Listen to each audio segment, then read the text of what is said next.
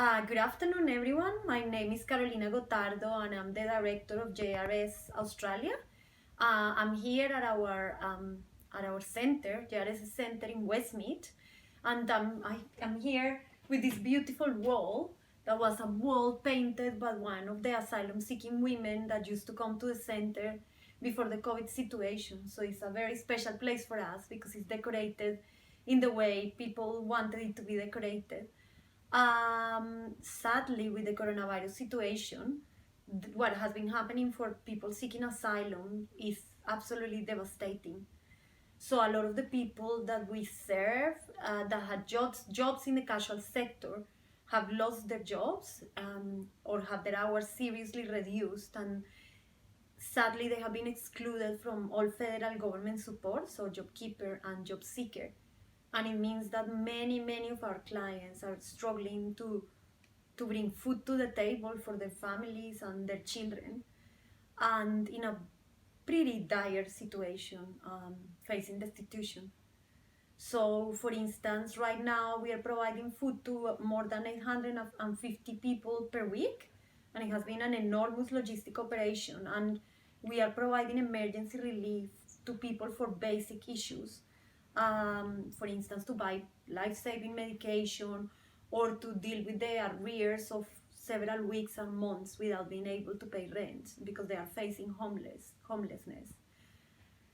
We have really extreme cases, like we have, for instance, people that are sleeping in cars because they are homeless, and we have a number of families who have moved with each other to try to save rent because of how bad their arrears have been.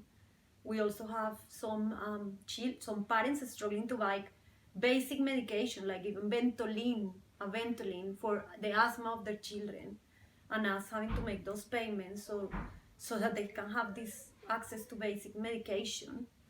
And we also, through our women's space, we have a number of women survivors or at risk of domestic violence that are facing a very difficult situation during this time, 24 hours per day, 7 days per week with the perpetrator, and a quite dangerous situation. So we have been, our demand for services for our women's space has increased dramatically, and it has been just a complete change for a lot of people. So our emergency relief budget is struggling, and we need support. For instance, we have a long waiting list, around 150, 170 people on our inbox waiting for some sort of support from caseworkers, and we're trying to do our best. But in reality, this shouldn't be done by charities, it should be done by the federal government. And it's the longest we keep this situation going, the hardest is going to be for charities. We have been extremely grateful with parishes and with others that have supported us during this hard time, because we have been able to support people, but we really need your help during this time and to be able to continue supporting some of the most vulnerable people in our society.